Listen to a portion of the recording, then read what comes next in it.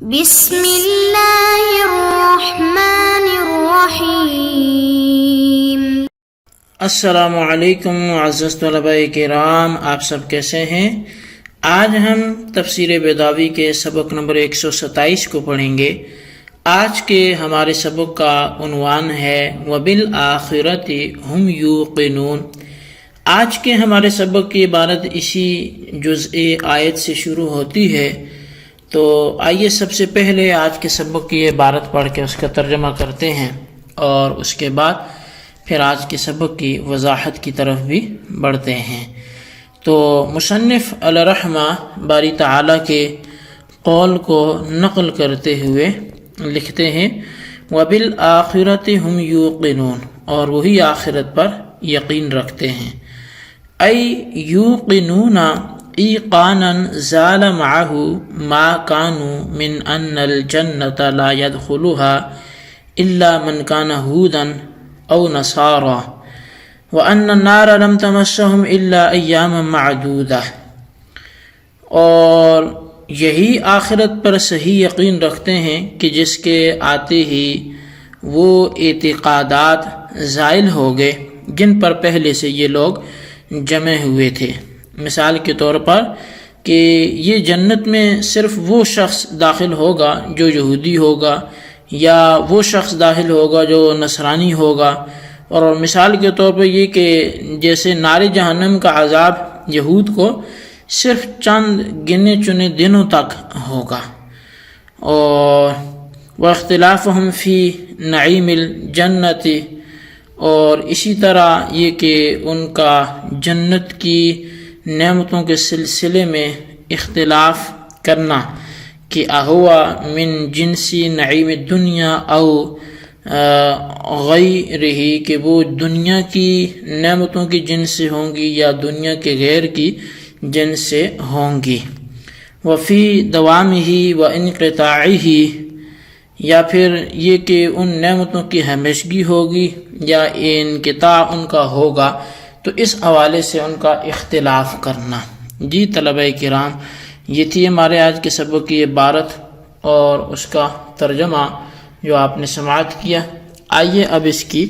وضاحت کی طرف ہم بڑھتے ہیں۔ وَبِالْآخِرَةِ هُمْ يُوقِنُونَ، یہ جملہ مومنین ہی کی صفت بیان کرنے کے واسطے لایا گیا ہے، اور اس جملے کے متعلق قاضی بیضاوی صاحب 5 بحثیں ذکر کر رہے ہیں۔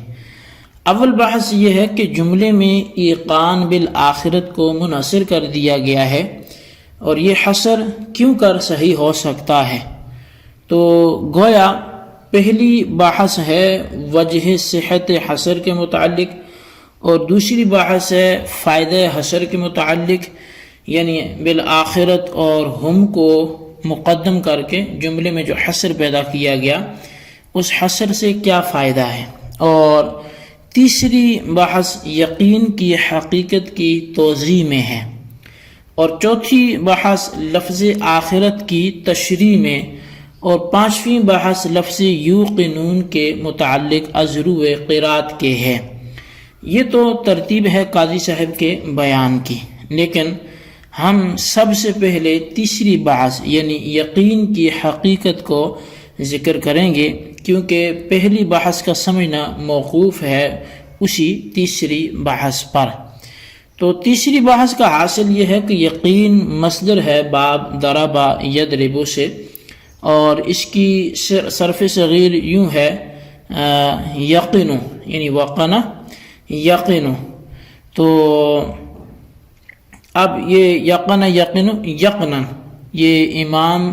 جو ہیں واحدی نے بیان کیا ہے کہ یقین اور ایقنا اور استیقنا اور تیقنا سب ایک ہی معنی میں ہیں۔ اب رہی یہ بات کہ یقین کے معنی کیا ہیں، تو یقین کہتے ہیں اتقان العلم بنفی شک و شبہت عنہ نظرا و استدلالا، یعنی شکوک اور شبہات کو دور کر کے دلائل اور ترتیب فکری کے ذریعے سے علم کو پختہ کر لینا، یہ یقین ہے۔ اور بعض حضرات نے یقین کے تعریف جو ہے وہ بائیں طور پر بھی کی ہے کہ هو العلم الذي لا يحتمل النقيض، یعنی یقین وہ علم ہے کہ جس میں نقیص کا احتمال نہیں ہوتا، یعنی جانب مخالف کا احتمال نہیں ہوتا۔ اچھا، یہ دو تعریفیں ہیں، ان دونوں تعریفوں کے اعتبار سے یقین کا اطلاق اللہ تعالیٰ کے علم پر نہیں ہو سکتا اور خدا کو موقن نہیں کہا جا سکتا۔ پہلی تعریف کے اعتبار سے تو ظاہر ہے، کیونکہ پہلی تعریف میں جو ہے وہ نظر اور استدلال کی قید ہے، اور اللہ تعالیٰ کا علم ان دونوں سے مبرہ اور منزہ ہے۔ اور دوسری تعریف کے اعتبار سے موقن کو خدا کی صفت ذکر کرنے میں معنوی حیثیت سے اگرچہ کوئی حرج نہیں ہے، مگر چونکہ اللہ تعالیٰ کے اسماء توقیفی ہیں اور اس کے اسماء توقیفیہ میں موقن کا اسم نہیں ہے، اس لیے دوسری تعریف کے اعتبار سے بھی موقن کو اللہ تعالیٰ کی صفت بنا کر ذکر نہیں کیا جا سکتا۔ قاضی صاحب نے یقین کی صرف پہلی تعریف ذکر کر کے دو تعریفیں کی ہیں۔ اول تو یہ کہ اس تعریف میں نظر و استدلال کی قید ہے، لہٰذا علم باری تعالیٰ کو اس کے ساتھ متصف نہیں کیا جائے گا، اور دوسری تفریح یہ ہے کہ انہی قیدوں کی وجہ سے علوم بدیہیہ کو بھی یقین کے ساتھ متصف نہیں کیا جائے گا، کیونکہ علوم بدیہیہ بغیر نظر و استدلال کے حاصل ہوتے ہیں، مگر قاضی صاحب کی یہ دوسری تفریح حکماء کے قول کے مخالف ہے، خود قاضی صاحب کے قول کے بھی مخالف ہے۔ حکماء کے قول کے مخالف تو اس لیے ہے کہ حکماء کہتے ہیں کہ جو ضروریات ہوتی ہیں تو یعنی علوم بدیہیہ یقینیات میں سب سے زیادہ قوی تر ہیں، تو دیکھیے حکماء نے علوم بدیہیہ کو یقینیات میں شمار کیا ہے، اور خود قاضی صاحب کے قول کے مخالف اس لیے ہے کہ سورہ تکاثر کی تفسیر کے ذیل میں فرمایا کہ جو وہ علم جو مشاہدے سے حاصل ہو، مراتب یقین میں سب سے زیادہ اعلیٰ مرتبے کا یقین ہے، اور علم مشاہدہ علوم بدیہیہ میں سے ہے، بس قاضی صاحب علم مشاہدہ کو اعلیٰ مرتبہ یقین قرار دینا یہ گویا بدیہیات کو یقینیات میں شامل کرنا ہے۔ لہٰذا حکماء کی اس تصریح اور اپنی اس تفسیر کے باوجود قاضی صاحب یہ کیسے کہہ رہے ہیں کہ علوم بدیہیہ کو یقین کے ساتھ متصف نہیں کیا جائے گا؟ اس اعتراض کو شارحین نے نقل کر کے ان کا کوئی جواب نہیں دیا، حالانکہ جواب دیا جا سکتا ہے۔ وہ یہ ہے کہ قاضی صاحب نے تفریق کی ہے یقین کی پہلی تعریف ذکر کر کے، اور اس تعریف کے اعتبار سے واقعتاً علوم بدیہیہ یقین کے ساتھ متصف نہیں ہو سکتے،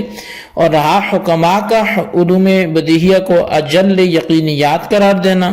اسی طرح قاضی صاحب کا علم مشاہدہ کو اقوی مراتب یقین کہنا، سو وہ دوسری تعریف کے اعتبار سے ہے، پس کوئی تناقض اس میں نہیں رہا۔ تو شارحین نے ظاہر ہونے کی وجہ سے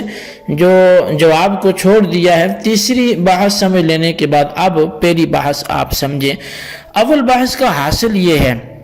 کہ بالآخرت ہم یوقنون کی ترکیب ایسی ہے کہ جس سے یہ معلوم ہوتا ہے کہ ایقان بالآخرت کو ہم پر منحصر کیا گیا، اور ہم کا مرجع الذین یؤمنون بما انزل الیک ہے۔ اب اگر الذین یؤمنون بما انزل الیک سے مومنین عرب مراد لیا جائے تو اس وقت صحت حصر پر کوئی کلام نہیں ہے، کیونکہ اس وقت مومنین عرب کے مقابلے میں مشرکین عرب ہوں گے، اور مشرکین عرب کے مقابلے میں مومنین عرب پر ایقان بالآخرت کو منحصر کرنا بالکل درست ہے، کیونکہ مشرکین عرب آخرت کے منکر تھے۔ لیکن اگر الذین یؤمنون سے مومنین اہل کتاب مراد لیے جائیں، جیسا کہ قاضی صاحب نے اسی کو پیش نظر رکھا ہے اور یہی راجح بھی ہے، تو اس وقت حصر پر اعتراض ہوگا، اور وہ اعتراض یہ ہوگا کہ ایقان بالآخرت کو صرف مومنین اہل کتاب پر منحصر کرنا درست نہیں ہے، کیونکہ جس طرح مومنین اہل کتاب آخرت پر یقین رکھتے تھے، اسی طرح غیر مومنین اہل کتاب بھی آخرت پر یقین رکھتے تھے۔ چنانچہ اہل کتاب کا یہ عقیدہ تھا کہ مرنے کے بعد ہم کو زندہ ہونا ہے اور ہمیں جسم سمیت حساب و کتاب کے لیے جمع کیا جائے گا۔ تو گویا بس کے بعد کتاب بھی آخرت پر، یعنی اہل کتاب بھی آخرت پر یقین رکھتے تھے، تو پھر مومنین اہل کتاب پر ایقان جو ہے اس کو ایقان بالآخرت کو منحصر کرنا یہ کیسے درست ہو سکتا ہے؟ تو جواب اس کا یہ ہے کہ ابھی تیسری بحث میں معلوم ہو چکا کہ یقین اس علم پختہ کو کہتے ہیں جو دلیل قاطع اور نظر صحیح کے ماتحت حاصل ہوں۔